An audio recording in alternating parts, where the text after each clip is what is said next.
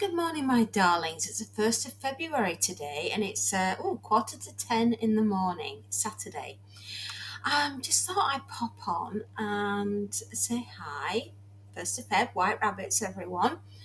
And today's subject, jumping straight in, is my darling daughter's Generation Z and getting into the workforce. Yes, I know, another one that isn't quite like what I normally do, which is novels and books and radio shows and movies and things like that.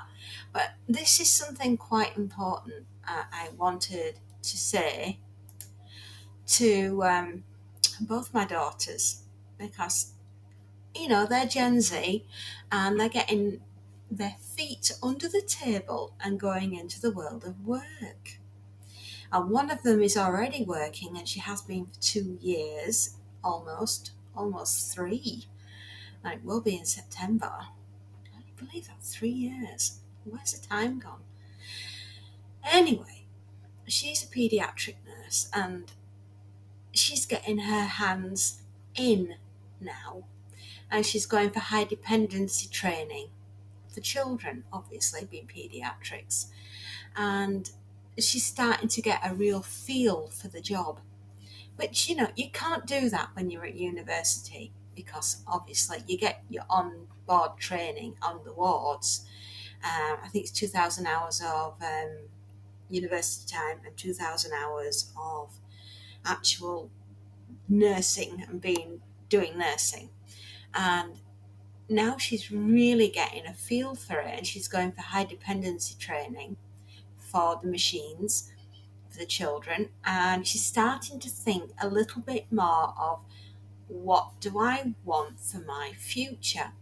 She's 23 years old this year, and I said, you're still so very young, but I'm glad that you're planning now for further afield. Where do you want to be in 10 years' time? I hate that question, don't you? Where do you want to be in 10 years' time? Who knows? But you need to start making your plans now.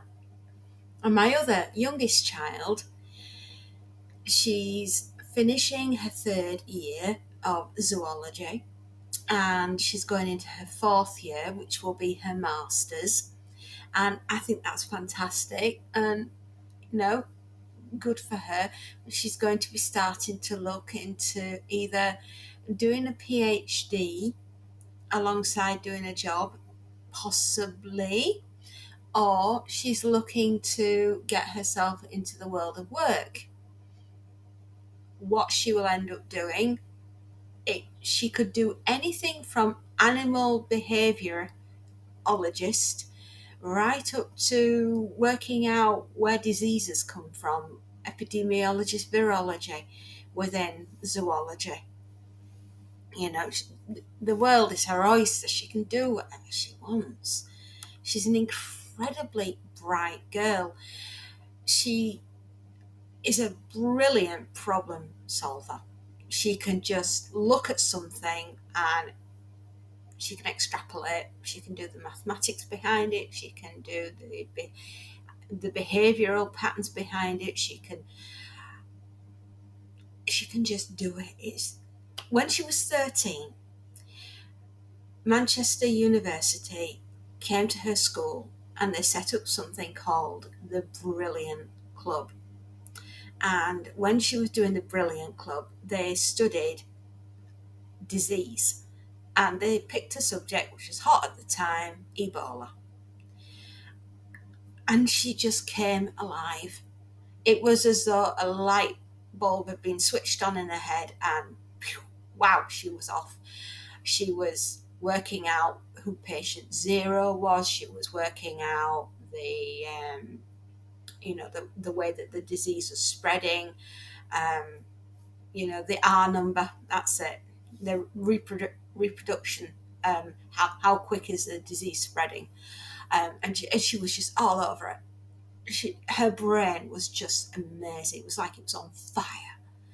and she found out who patient zero was. She found out where the disease originated from. She found out how where it was spreading, and it was just mathematics. It was just everything. Blimey.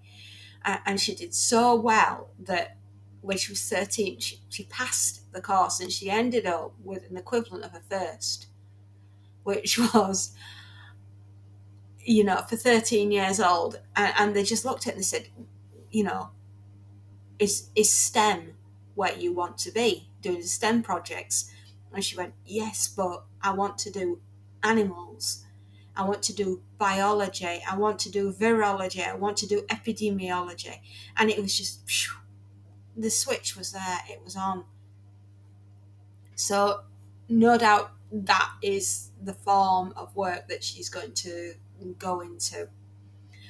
But what I want to say to many of Gen Zs, not just my daughters, but for many Gen Zs, is I see you're having a really hard time with getting yourself out there from university with your degrees, right? And I see what the employers are doing, and you need to look at how you're doing it differently on both sides, right? And it's going to I'm just going to come out and say it. Gen Z, you have to stand your ground, right? You have to go into the workforce with force, right? You have to be a force to be reckoned with. The older generation, me, Gen X, and boomers higher up, older than me, are looking at what differently to how you're looking at it. Obviously, it's a generational thing. But what boomers and Gen X didn't really have, which you guys do have, is an ever changing world. I'm not saying it isn't an ever changing world for us, but the problems that we faced when we were younger are now, going into the workforce are different to what you guys are facing going into the workforce now. And that's why you have to meet force with force, right? You just got to go, right? You just got to say, I am here. Yeah. When we were getting ready, we weren't coming into dramatic climate change. We weren't coming into war zones and things like that. Yes, there were wars when we were growing up. Yes, there were, right? But nothing like how it is at the moment. It's geopolitical. Everything is changing for you guys. And the technology that we had coming into the workforce is nothing compared to what you guys have got, which means theoretically things should be a little bit easier for you because you're the generation that's grown up with the tech, whereas it's been a bit more of a struggle for us oldies because we've had to learn it and not everybody can, right? Which means you've got a bit of an edge on us, doesn't it? And you need to exploit that more than what you are doing. And at the moment, you're getting knocked back by us by saying, no, you can't do it that way because that's not how it's done.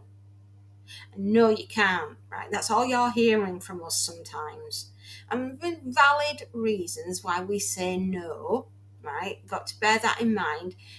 If we think it's downright dangerous, we'll tell you because we're very invested in you. You're our children, and we'd quite like to see you grow up. So if we say no, there's probably a very good reason for it. We like you alive. Yeah. Yeah, and ready to face tomorrow. You see what? So that's sometimes why we say no. But sometimes we say no, and we don't really understand why we're saying no. We just say no because we can. And what you Gen Z need to do is push back. Right? This is where initiative comes in. This is one of the big things that Gen X and boomers are always saying about Gen Z is that they show no initiative and no drive, right? Well, you must have had initiative, darlings, and drive to go out and get a degree. So come on, you push back. We're here and we're pushing you. You've got to push back with us. You've got way more problems facing you than we ever did, right? You've got a housing crisis, you've got a financial crisis, you've got a food crisis, you've got a war crisis, you've got a climate changing crisis, you've got a health crisis. I'm pretty sure when I was growing up, I didn't have all that. You know, I feel as though I'm doing a job employment opportunities for the four horsemen of the apocalypse here. Hello, death, famine, plague, and war. What do you think you can bring to the table? That feels as though I'm doing a job application for the apocalypse here, which it shouldn't be, right? I want you, Gen Z, to push back, to assert your authority, to tell us how it's going to be, because let's face it, you're coming into the workforce and we're leaving, right? We want to give you our wisdom. We do. We really want you to listen to us and listen to our wisdom, but we want you with your fresh ideas to come forward, to assert your authority over this situation, because we have to feel confident that we're leaving it in capable hands, and we want to see confidence, right? We want to see authority and confidence coming from Gen Z. We really do. We need to hear it in your voice. We need to know that you can go into that room and you can own it. You can get everybody to sit down face forwards and listen to you, because you have got something to say about the situation, right? This is what we want from you. You can do this. You have had the gumption to get up and go to university and get your degree, right? Which was not easy. You've gone into doing your degree when it's costing an arm and a leg to do it. So obviously you've got some staying power and commitment there, because you've said to the world, I am going to take on this debt. I am going to go and get myself educated, and I am going to go into the workforce with force, and you are going to listen to me, because this is how it's going to be. You have to own it, girls and boys. You really do. And that's what my generation and boomers are looking for. They're looking for the next natural leader. And that is you. No matter what field you chose to go into. But you have to give that level of confidence. You have to have everybody in that room believing that you're the best thing since sliced bread. Yeah, you really do. And if you can get them to do that, then they are going to want you. You will be headhunted. It sounds a bit barbaric, actually, doesn't it? They're just going to want you, right? And when people notice you and they want you, that's when you can start saying how it's going to be, right? Well, have you ever heard the saying, I don't want to talk to the monkey, I want to talk to the guy that runs the show. Yeah. I think I probably butchered that saying. I can't really remember. Another problem with our old age. Our memories are not the same, kids. We're getting old. But when we do remember, when we do, it's nice to just say, right, well, yes, this may be how I did it back in the day, right? And this is how it is, and this is how you stand on your own 2 feet. But we want you to be coming at us and butting heads, right? Not in an aggressive way, in a positive way. You got to go and just say, right, no, I'm sorry, But that might be how you did it back in your day. And yes, your points are very valid. However, this is what's facing us now, which is completely different to what was facing you back then. And you have to make us hear that. You have to make us notice that, right? Some people can. I can. Because obviously I'm a parent and I'm hands-on with Gen Z, right? Getting my daughters, getting them ready for going forwards. Yes, I'm a very protective mother. I am. And anybody comes anywhere near my children, I'm like, Urgh. You say what? Don't you come near my girls? I'm that kind of mom, which is probably going to make it really hard when they start dating properly, because I'll be vetting every boy that ever comes through the door. Or girl, if they wish. I'm not, I'm not here to, misgender or appropriate or anything like that. They are who they are, all right? But I am a very protective mother, as my husband is a very protective father, and that's just how it is, right? I see the world for what it is, and there are predators out there they will take advantage of you, and they will destroy you, and they will not blink an eye that they have done so, and they'll move on to their next victim. What I want is for you to not be that victim, right? You will not be that person. You will not be taken advantage of. You will not be used up and thrown to one side. No, no, no. You're going to go forwards, and you're going to be the one that calls the shots. You're going to be the one that goes out there and says, this is how we're going to do it, and you're going to listen to me. And I'm going to assert my authority and my confidence, and you are going to listen to me. Yes, definitely. And you are going to do it my way. And oh my goodness me, the minute a Gen Z gets a boomer to do it their way and it is successful, that's it. You are the next leader, right? And that is what we are looking for. Confidence, yeah.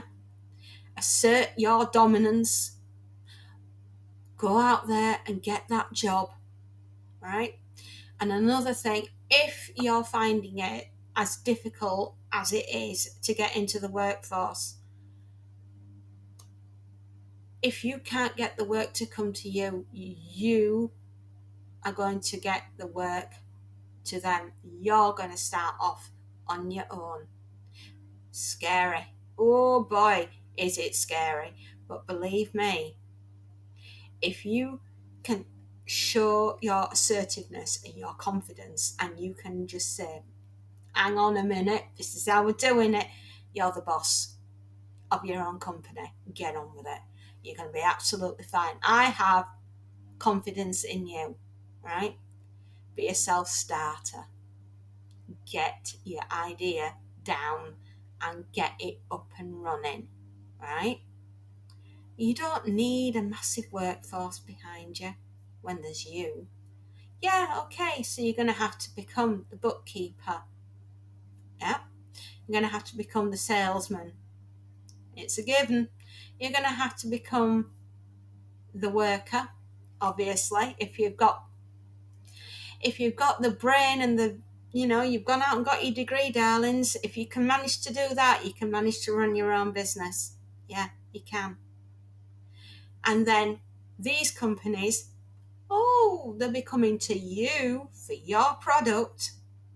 And this, the most important part, your brain, because that is what they're really after. They're wanting a slice of your intelligence.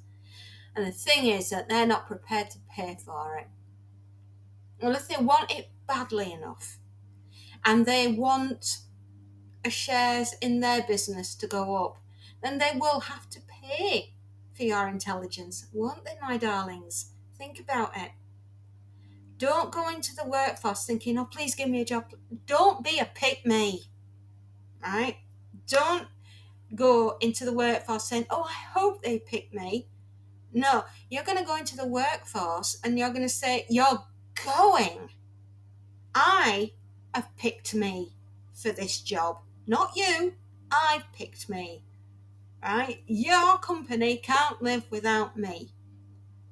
That's what we want. We want that level of confidence. Admittedly, it's very difficult to sometimes assert yourself like that when you're very young. I know I was a bit of a wallflower. Can you imagine me? A bit of a wallflower sitting there going, oh, I don't know what I'm doing. Somebody help me. No, there was no bugger out there to help me. I had to go and help myself. Yeah, I know. I've had years of people pushing at me and saying, you're no good. You're no good. You know what? Who's laughing now? Who's laughing now? Yeah, you come to me to sort your problems, don't you? Not the other way around. And that is what I want to see from you, Gen Z. You're going to go in there, you're going to say how it's going to be. You're going to say, I picked me for you. Yeah, assertive, confidence. Come on, I know you can do this. Right? And the more I tell you that, the more I want you to believe that, because, like I've said, you've got way more problems facing you than I ever did when I was getting going. Yeah. I've lived through the financial crash of 2008. It was not pretty, but I'm a born survivor and I got through it and I set up another business and there we go. We're on with it, aren't we? You know, yeah, I've had my knockbacks. I've lost. I've had my backside handed to me on a plate. It's all part of the learning curve. And it's all part of what has made me be me. And I want to impart that knowledge onto the younger generation. So you're going to hopefully have it a little bit easier than I did. Learn from my mistakes. And I've made some dingers. I really have. And I want you to be a better version of me, right? That's what I want for the next generation. I want you to be better than I was. I want you to have it easier than I have had it. Yes, you've got some monumental things facing you. Your climate's one of them. The job market is another. Think about making it happen. Really making it happen. Okay?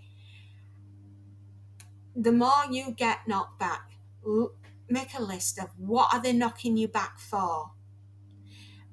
And I'll bet you it's lack of, proactiveness. That'll be one of them that they'll say to you.